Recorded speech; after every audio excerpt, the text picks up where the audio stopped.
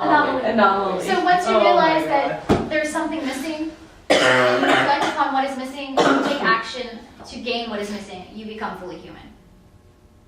Gotcha. See, that would have made so much more sense in the beginning of the book. If you would have known that before. And then I would have been like, oh, I get what you're striving for. I think we had to read the whole book just to get to that point. Yeah.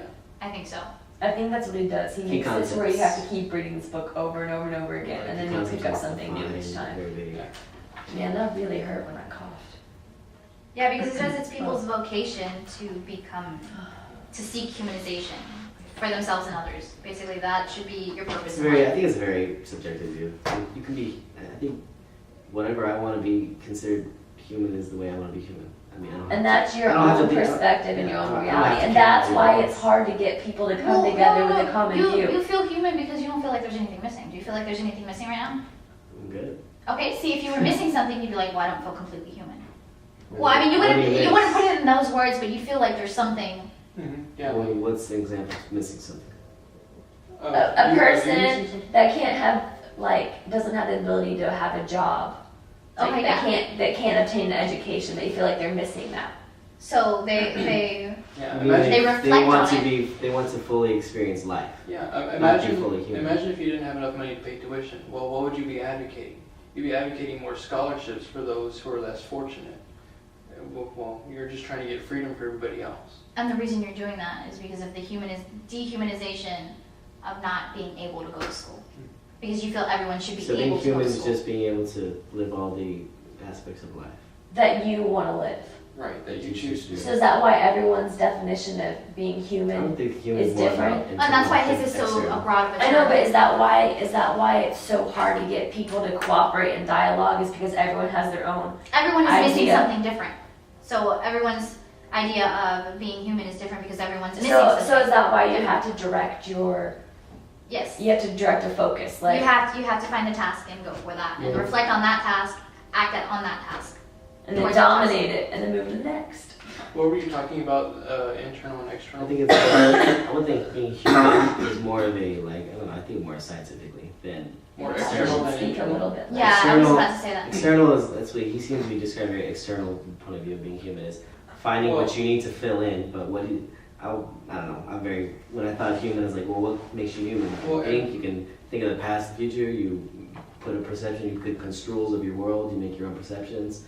You can move your hands. You have a body. You have if you have 4 or 5 fingers. If you think about it, everything that that happens externally is because it happened internally at some point. If you're talking about what do you know? Yeah. Well, if you, that's okay. Well, can you just finish because I don't know where you're going with that. Well, I'm thinking say for example, you have a feeling of freedom. Well, how are you gonna? Hold on, let me get that. If you have a feeling of wanting to gain freedom, well, you have a feeling, well, what are you going to do with it? Well, you're going to exercise it, right? You're going to act. You're going to put it towards the external. Or to put it more simply, the way you said about moving your hand, well, yeah, you're moving your hand, but then that's something external, but where did it start? It started with your brain, right? That's true. It started with something making you human is actually having the ability to have goals. It's being able to reflect and act. The goal That's is being to have human. freedom. Being human is being able to reflect and act. Freedom. My dog thinks, I want to poop, I just poop. He doesn't even think about it, just poop. He just does it. So therefore he's free. And therefore he must be human. But he doesn't reflect it. Well, humans are free. He just acts. It's all action.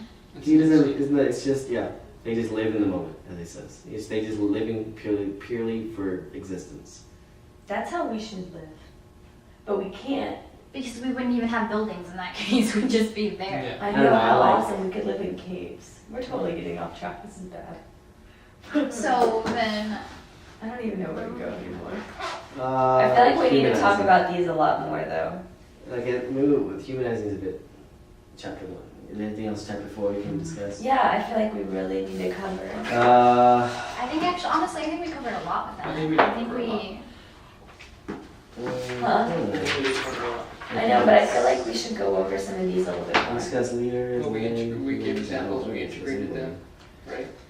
Yes, we did. Well then. But we haven't been talking that long. It's been an hour. Yeah, I think we covered everything very We even discussed the animals. Like 14 minutes now.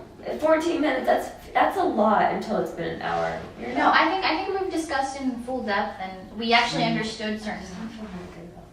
Anything else you want to? Wait, is there anything curious that you know That I'm that unsure you're about. unsure of Any within key the chapter? concepts that are too vague that need to be defined? Or Yeah, okay. I'm gonna go over on page 133. Well, I brought this up earlier before we started recording or whatever.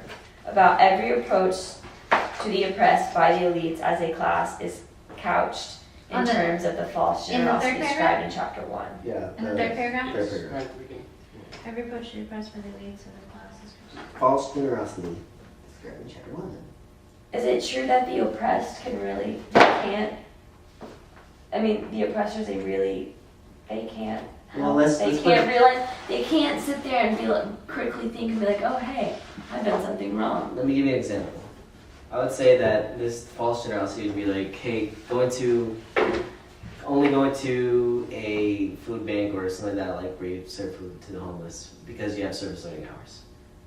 That's like you do it because you have to. You might feel good about it, But help what if somebody you, but else. what if you But really, you're not, really want to? you're dedicate. Well, I'm saying an example of many students would just do it because they have to. I understand that, but But he's would you saying still- you can never, ever. That the oppressed can never ever Well, you gotta- give true generosity. Well, the oppressed would have to give up their oppression, their oppressive Their Yeah. position as oppressed and then They'd have to give up their homes. They'd have you'd have to take yourself down to the level of where they are. And I think people could do that. Well, obviously it's been done. Did you see that movie about South Africa? Well- The guy sold his farm because it was belonging to a black family. He sold it and gave it to Well, when you say people could do that, what people are you addressing? Any oppressor. most people won't Yeah, give just up their the homes oppressor. just because they feel like most people need Yeah, to. well, we're talking about the Well, oppressed. you're right, and that guy false you brought up in the movie. He was considered an oppressor because he was white landowner, White but he farmer. gave up. He gave up his land.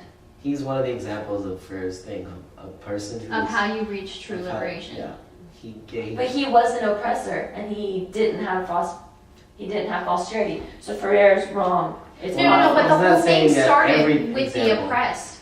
The whole acquisition of land, the reacquisition of land Right. started with the oppressed. He just gave in to the ideas that the oppressed were throwing out there. He identified with it and decided to act upon He's it. not an oppressor. He became part of the group. He did not He became- initiate He became a the leader. actual action.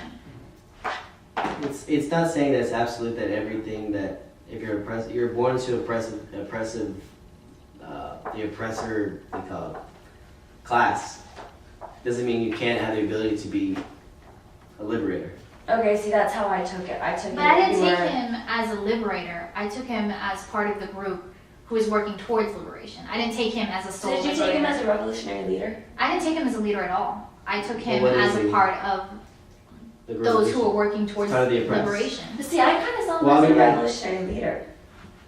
But what else is he doing anything else for anyone other than I that don't family actually- that he? It wasn't only that family. He's been. I thought. I could be wrong, but I thought he was helping other people as well. He was just He was an activist. He became- considered? he became- Well, Well, Schreier doesn't like the word activism because it says it's action without thought. yeah. You're not critically But thinking you about really, what. do you really think activists don't think about what they're doing? Well, that's the term that they phrase it. Activism is as he defines So it. again, his term of activist is different. It's than what different we from your consider term. You could say activists. it is different, yeah. But I didn't see him as a leader. I saw him as just a person who joined the group and understood where they were coming from. Well, he became And a all friend- worked Mandela. towards liberation. Mandela was a revolutionary leader. I think he's the one that brought the people together to start the reacquisition. So of he land. had cooperation, unity, liberation, organization, Mhm. cultural synthesis. He But- fit those, yes. but I what- To just- some degree, though. Well, not actually, you wouldn't completely. consider culture synthesis because he wants to divide the blacks and whites. He wants the blacks to dominate now. He No, wants the whites to give up their farm. no, he wanted, no. That's the whole land claim thing was. You claim your land that white people took back in the 1800s when they He just wanted to colonized. split it and make it more even so the whites didn't own all the land. Well, if the whites Because he had to- specifically said he But didn't and there want wasn't to. designated areas Yeah, he- within. It was He wherever it was specifically at. said he didn't want to he didn't want to oppress the white people as they had been oppressed. He the white people specifically were said becoming that. oppressed though, because they were given No. the land they had earned. They felt like that. I don't know if necessarily that was the case, but that's just how they felt. That was a case of where